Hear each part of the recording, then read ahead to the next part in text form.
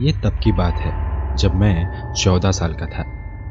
Winter vacation के लिए मैं अपनी फैमिली के साथ हमारे कैबिन में गया था, जो कि मेन सिटी की काफ़ी दूर था। सैटरडे नाइट थी। मैं घर पर रिलैक्स बैठा टीवी पर मेरा फेवरेट शो देख रहा था। मैं आज आपको बताना चाहता हूँ भारत के बिगेस्ट गेमिंग प्लेटफॉर्म विंजो के बारे में, जहाँ पर आप ludo, cricket, call break, pool जैसे 70 प्लस गेम्स खेल सकते हैं। 50 लाख तक कैश प्राइजेस जीत सकते हैं। अब आप फ्री में खेलो या पेड गेम्स, वो तो आप पर डिपेंड करता है। और यही नहीं, मैं तो अपनी आईपीएल की फैंटेसी टीम्स भी इसी पर बना रहा हूँ। डरने की कोई बात नहीं। आपको आपके जैसे ही रियल प्लेयर्स मिलेंगे, तो जीतना भी काफी इजी है। और अपना सारा कैश प्राइज इजीली विड्रॉ कर सकते हो पेटीएम, यूपीआई या फिर बैंक ट्रांसफर के थ्रू। वैसे यहाँ विंजो स्टोर भी है, जहां आपको मिलेंगे फ्री फायर डायमंड्स इंडिया में चीपेस्ट प्राइस पर। और आप बिगेस्ट ब्रांड्स जैसे मिंत्रा, हॉटस्टार और डोमिनोज के डिस्काउंट कूपन्स भी खरीद सकते हो। तो मतलब पैसा जीतो भी और पैसा बचाओ भी। और आपको चाहिए ही क्या? KTM, royal Enfield, iPhone 13। हाँ, तो वो भी मिल ही रहा है स्पिनर घुमाने पर।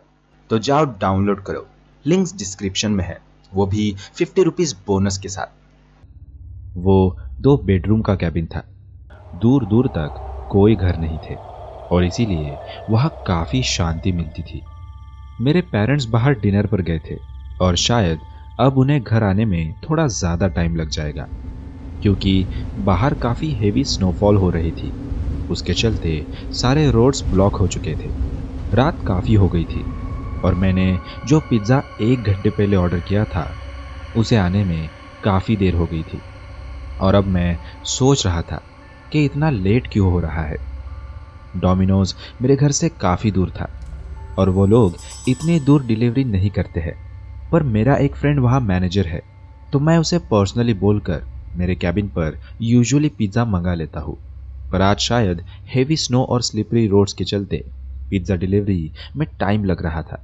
सो मैं अपने काउच पर जाकर बैठ गया और डिसाइड किया कि तब तक मैं अपना फेवरेट शो ही देख लेता हूँ। कुछ 5 मिनट ही हुए होंगे कि मैं एक साउंड से चौंक गया। कोई बाहर डोरबेल बजा रहा था। शायद पिज्जा गाय होगा। ये सोचकर मैं भागते हुए मेन डोर की ओर गया। जैसे ही मैंने मेन डोर ओपन किया और जो मैंने देखा, वो देख मैं थोड़ा कंफ्यूज्ड हो गया। बाहर एक मिडिल एज्ड आदमी खड़ा था। उसके कपड़े और उसका लुक इतना गंदा था कि उसे देखकर वो कोई होमलेस आदमी जो रास्तों पर रहता हो, ऐसा लग रहा था। उसने सिर पर एक गंदा सा विंटर कैप पहन रखा था, जो कई जगह से फटा हुआ था। उसकी काफी बड़ी दाढ़ी थी, जिसे कई महीनों से शायद शेव या वॉश नहीं किया गया था। बस एक चीज ने मुझे डोर बंद करने से रोका हुआ था, और वो था उसके हाथ में मेरा पिज्जा बॉक्स और उसने पहना हुआ डोमिनोज का यूनिफॉर्म, जो ऐसी हालत में था कि कोई ना पहने।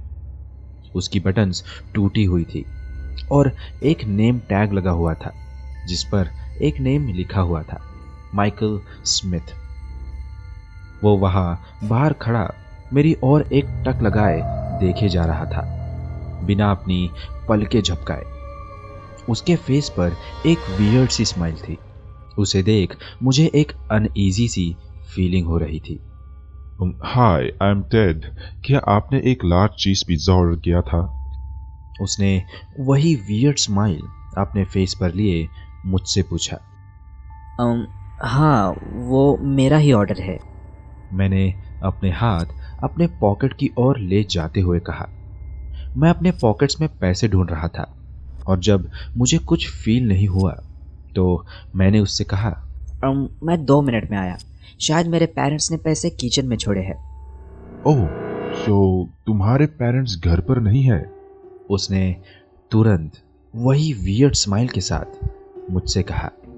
यह सुन मैं थोड़ा डर गया, क्योंकि ऐसा रिस्पॉन्स मैंने एक्सपेक्ट नहीं किया था। इवन मैंने कोई रिस्पॉन्स एक्सपेक्ट ही नहीं किया था। मुझे अब थोड़ी बैड फीलिंग आने लगी थी। उस आदमी को देखकर।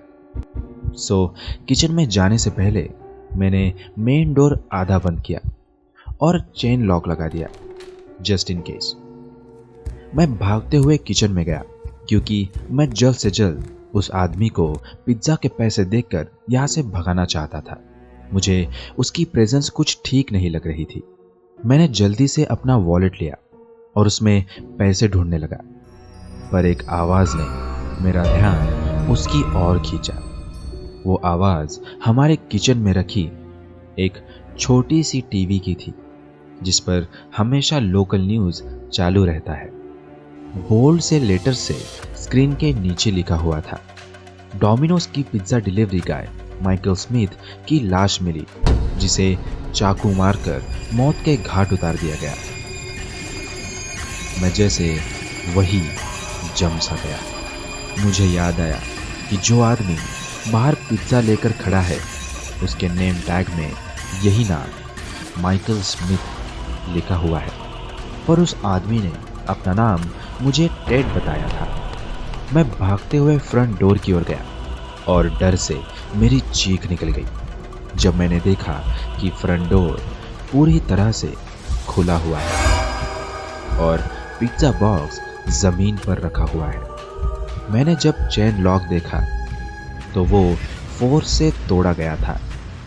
मैं तुरंत अपने फ़ोन को ढूंढने लगा और मेरे रोंगटे खड़े हो गए जब मुझे याद आया कि मेरा फ़ोन ऊपर मेरे रूम में चार्जिंग पर लगा हुआ है। मैं सारे ऑप्शन सोचने लगा कि मैं खुद को बचाने के लिए अब क्या कर सकता हूँ। मैं बाहर स्नोस्टॉर्म में भाग नहीं सकता क्योंकि कैबिन से 1-2 माइल्स तक कोई घर नहीं है। जब तक मेरे पेरेंट्स नहीं आ जाते मैं कहीं छुप भी नहीं सकता क्योंकि उन्हें आने में घंटों लग जाएंगे। मेरे पास अब बस एक ही ऑप्शन बच गया था कि मैं किसी तरह अपने रूम में जाकर मेरा फ़ोन लूँ और 911 को कॉल करके पुलिस को इन्फॉर्म करूँ। मुझे ऐसा लग रहा था कि जैसे मेरी हार्ट बीट रुक सी गई है। मैंने किचन से सबसे बड़ी नाइफ अपने हाथ में ली ताकि खुद को डिफेंड कर सकूं। मेरे हाथ पैर कांप रहे थे जब मैं धीरे धीरे डरते हुए स्टेयर्स चढ़ रहा था। मैं बिना आवाज़ के आखिरी स्टेयर्स पर आया और देखा कि मेरे रूम का डोर पूरी तरह से खुला हुआ है। मैं मेंटली प्रिपेयर होने लगा कि जैसे ही मैं रूम में जाऊंगा मेरे साथ क्या होगा। मैं धीरे धीरे बिना कोई आवाज़ किए मेरे रूम की ओर जाने लगा।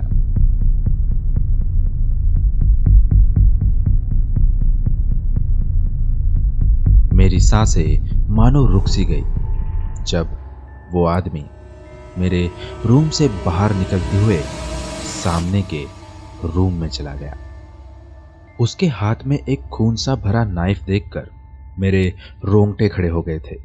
जैसे ही वो दूसरे रूम में गया मैं भागते हुए अपने रूम में आ गया और डोर बंद कर लिया। मैंने जल्दी से अपना फ़ोन ढूंढा जो कि नाइट स्टैंड पर रखा हुआ था। मैं फ़ोन की ओर बढ़ा और जल्दी से ग्रैब करके एक रिलीफ की सांस ली। जैसे ही मैंने 911 पर कॉल लगाया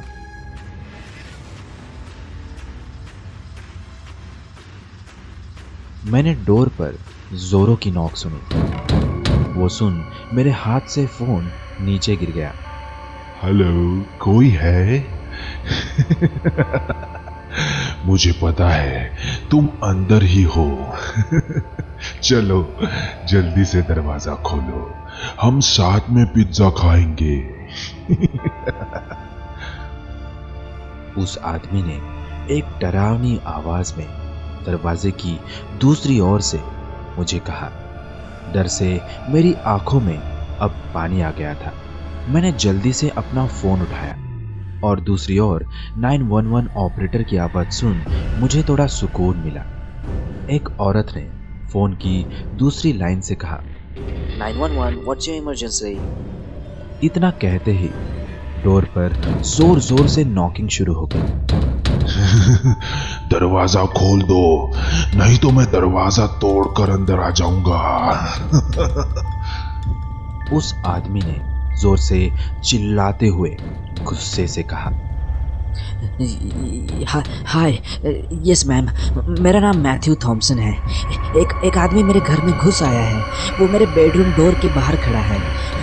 मैं एक कैबिन में हूँ जो कि 51 शर्ली एवेन्यू में है। मैंने इतना कहा ही था कि मैंने नोटिस किया कि मेरे बेडरूम का डोर थोड़ा सा खुला हुआ है। वो देख मैं वही जमने लगा। दरवाज़ा धीरे धीरे थोड़ा और खुला और वो आदमी वही डरावनी सी हंसी के साथ डोर के पीछे से मुझे देख रहा था।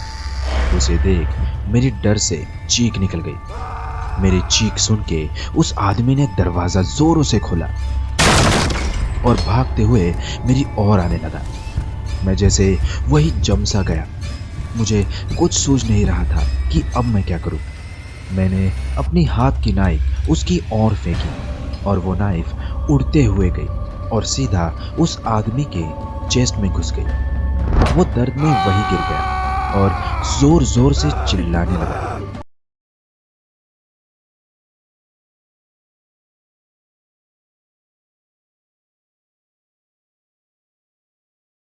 अगर आपको ये स्टोरी अच्छी लगी तो लाइक कीजिए।